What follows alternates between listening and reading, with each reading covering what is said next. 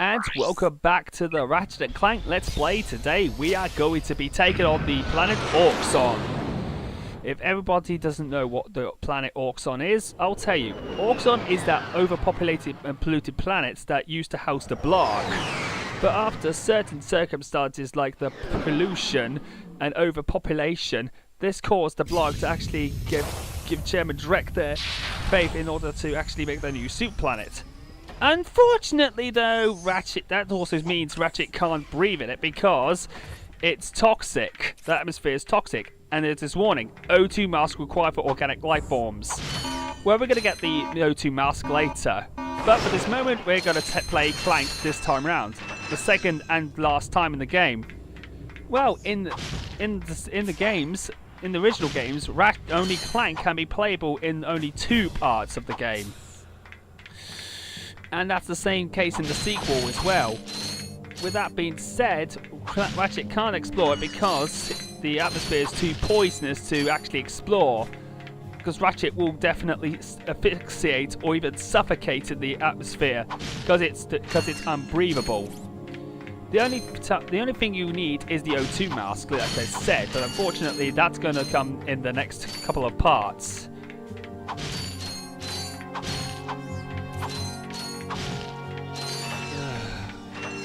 And in this part, we actually have, of course, much more orchestrated tunes thanks to David Bourguiard's great composing. Yeah, and that crab is going to be difficult to kill. The only time we can actually kill him is with the Gadgebots. The only things that Clank can kill in this is, of course, in this stage is, of course, the Toads, which make a comeback after the Blarg Technical Research Facility. This is gonna... Now, for Clank, it isn't so bad, but with Ratchet, it proved to be a bit of a pain for me, especially in certain parts. But with this part, it doesn't seem to be much bad. The Gadgebot puzzles seem to be pretty good. Gadgebots can't climb, but you can use your enter command to send them into the bot ports. Yeah, and this is what happens. If you actually want to get to the bot port, you have to simply get them to the bot ports because Gadgebots can't even climb. But if you want to get them back, you have to go back to the ports where you actually broke them free in order to actually get them to follow you and press the follow command. That's one criticism I have with this game. It's just this is a bit unbalanced at times. Although the Gadgebot puzzles are kind of like Lemmings, which is pretty much the robot equivalent of Lemmings, in honesty. Only except you can get them to attack, get them to wait, get them to enter ports and other stuff, as well as attacking enemies. Right, now with that being said, let's continue to the next part, where we got a couple of more Toads, which are being so indescribably rude. These Toads can be a pain in the arse in a lot of the time. Now, considering that little critters are ankle biters. With that being said, this crab, you can't kill that crab without actually getting hurt on his own. And I'll demonstrate how that's the case. There you go. And I tried to attack with 2 Gadgebots, but unfortunately though, that just ends up in failure. Well, I tried to attack him, but unfortunately he just won't let me. So all you've got to do is to attack him, and I actually did the attack command in the wrong place. That was when the Toads were near. Let's go back to getting that crab. Now, because of the atmosphere's toxic, poisons ways, the animals and wildlife have either been mutated and went into ravenous mutants, or pretty much the Blarg had decided to flee the planet into hiding, or even working for Chairman Drek in order to get their new planet to be breathable. Okay, so I'll get them to wait here because I will need to get those Gadgebots, as well as so many bolts as well. I'm grinding for bolts because I'm going to get another gun, which is later on in the next part, which is called the Fizzy Bomb gun. One of my favourite, a much more powerful version of the Devastator. but you can also control the rocket as well. I'm so glad the Fizzy Bomb gun made a huge return in the second game as well. It's incredibly powerful. Right, so with that being said, let's break those 2 Gadgebots out and let's continue. I'm gonna crack these guys. I'm gonna crack Chairman's Rex Operation. It's the last thing I do. Even if Ratchet's not going to approve of it. Okay, so bang! We got rid of those TNT crates. Get rid of those toadies, and those toads really are annoyingly bad. Right. But let's enter. Alright, we'll get some more nanotech because I've actually demonstrated to you why attacking with Clank on his own can be a bad idea with those mutant crabs around.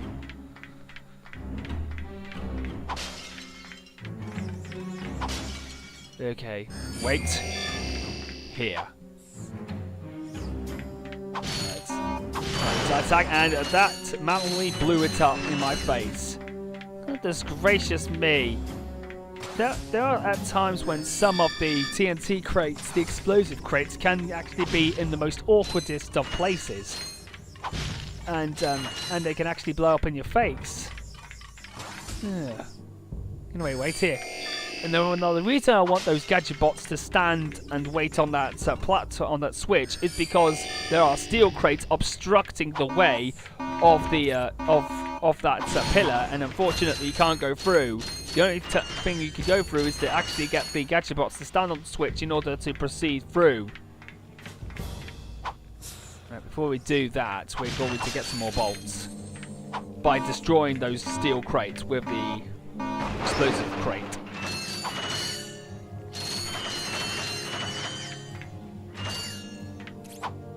Okay, so with that being said, let's get those Gadgebots into the other side.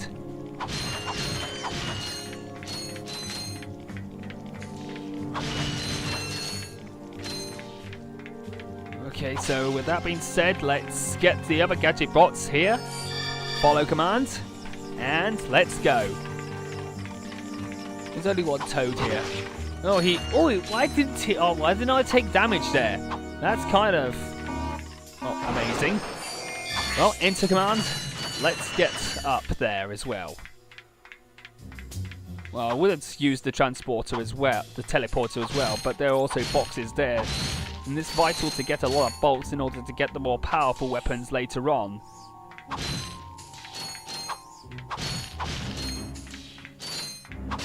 Right, let's get them. No, wait, let's get this one to wait as well with the others. There we go.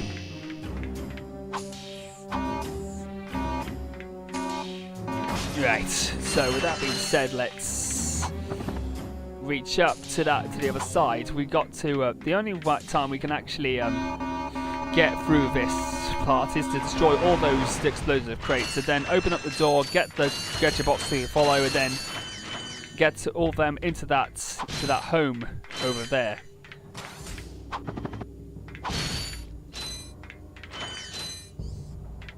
I kind of think Clank's gameplay can be a bit too slow at the worst of times, but his puzzle gameplay is quite good. I kind of have to say those are my favourite puzzles of Clank's. In all of the puzzles of the game, this has got to be the best puzzles of the game. It's much more simple than the ones with the Trespasser. The Trespasser puzzles just kind of feel a bit tacked on.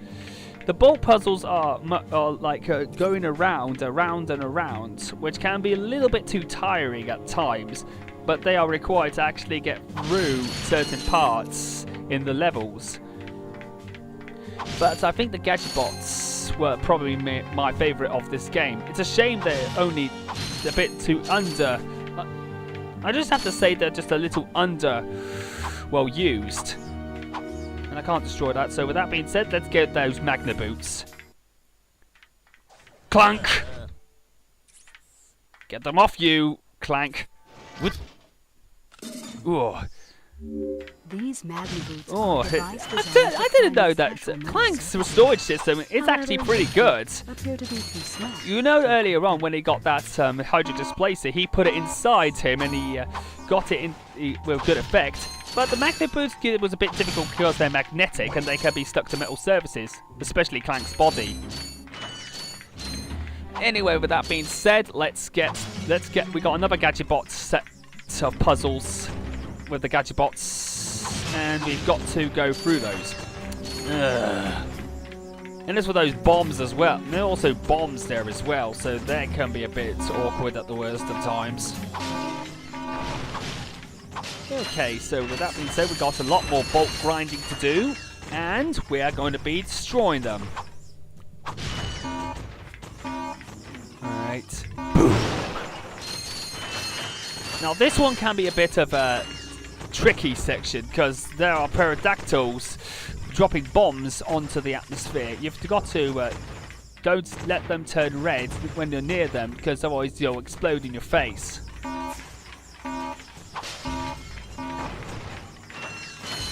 Okay, with that, I will say that Clank can be a bit too slow, but his puzzle gameplay is kind of good.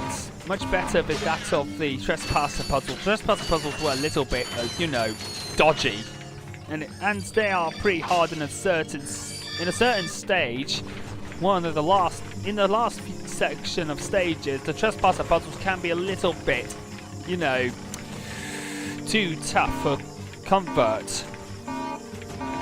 And that's why I don't really like the Trespasser puzzles in the game. I actually liked the puzzles in the second game much better, like the Electrolyzer and the...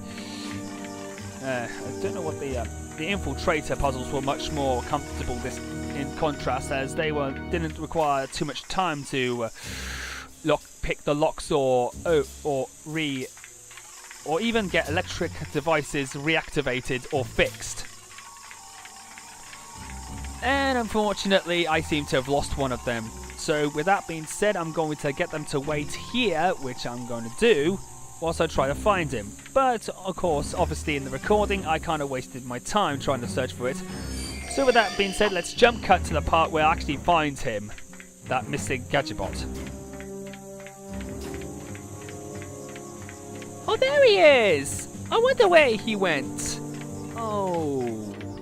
Well, sorry for the wasted time, but the fact is, unfortunately, that's why I had to jump cut this part. So with that being said, let's get them to follow me, and let's get through. Okay, the camera is a little bit uncooperative as well. And we have to be patient, because those fireballs can... if we actually get those fireballs to touch our Gadgebots, then that means I'll have to go back to reactivate them with the follow command. And that can be incredibly a huge setback. But fortunately with this part, there's only 2 Gadgebot puzzles in this part where we get up to the Infobot for Pokitaru. So at least it isn't that bad. And of course the composing music by David Burguard, I believe it is. I think this actually sounds like Mars, the Bringer of War. I actually heard it quite a lot, the Bringer of War, by I don't know who the composer's name is. If you actually know, leave a comment in the comment section. Okay, so here's our next Gadgebot puzzle, and it's filled with enemies, toads and mutant crabs. And this can be a bit of a... Well, this can be... It's good enough to actually get them to attack those mutant crabs, but the toads can be incredibly annoying, especially that. Right? Kill! And he suddenly just destroyed another one of my Gadgebots. You toadies will have to shut... You shut it. You stop. Right, let's get those bolts, because I might fear they might get disappointed. My goodness, why is that Gadgebot still going with that attack command? Might have been a bit of a glitch or something. And of course, the more bots you have, the better the attack range is. Okay, so with that being said, let's get some more Gadgebots. And this next one, the last one had 6 required to move on to the next part. And, oh yeah, another one just bit the dust. Another Gadgebot bit the dust again. Oh dear.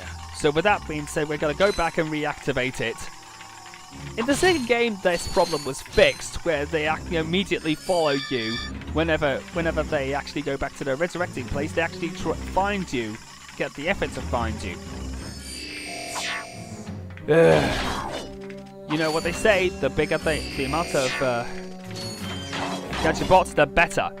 Now, in the last one, you had 6 to activate and lead to this to the house. This time you got 10, and they're all around the area, so at least you don't have to go back to that big area where the bombers were. And with that being said, let's enter these guys, and we've got ourselves another cinematic where there are 2 block bombers which have been gunned down by turret, and of course the wall gets gunned down too, destroyed. And that's our convenient way of actually getting ourselves back to Ratchet, where he will get that coordinates to the to Pokitaru, where we will get that O2 mask. Okay, let's grab a lot of bolts and get that Infobot, and then we'll end this part. Seems like it's droned on quite a lot. This part is. Considering how slow Clank is compared with Ratchet, Ratchet is a little bit faster as well. But it can be understandable considering that Clank's small compared to Ratchet's size. Anyway, it's time for a cutscene.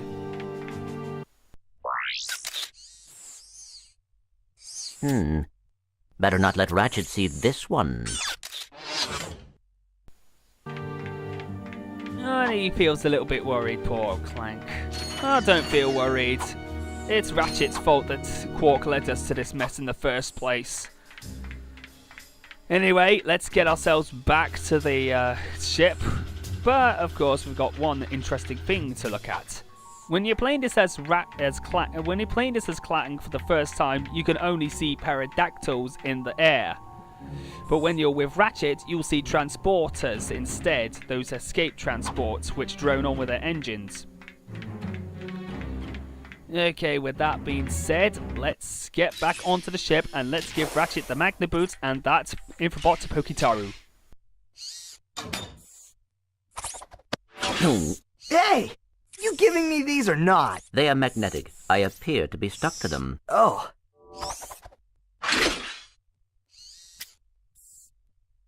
What do you have in there?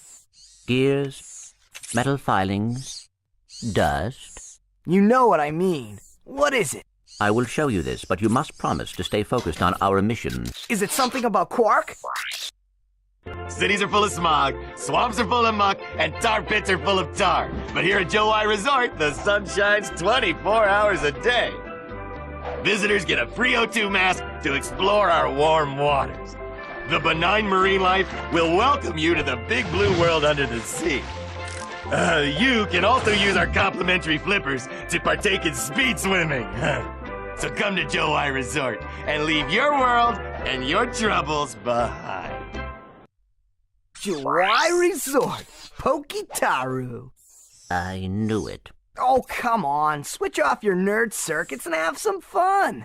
Look, we'll go just long enough to pick up the O2 mask. Perhaps the extra oxygen will help your brain to function properly.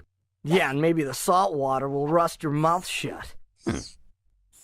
Oh, well, that's very good, isn't it, Ratchet? Robotic discrimination, even though Clank is right that the galaxy is in bloody danger. Anyway, with that being said, we are finished with Orxon for now, and next time we're going to be doing a bit of backtracking where we get 1 gold bolt, 2 skill points, and save Battalion from those bombers. So until next time, I'll see you guys later.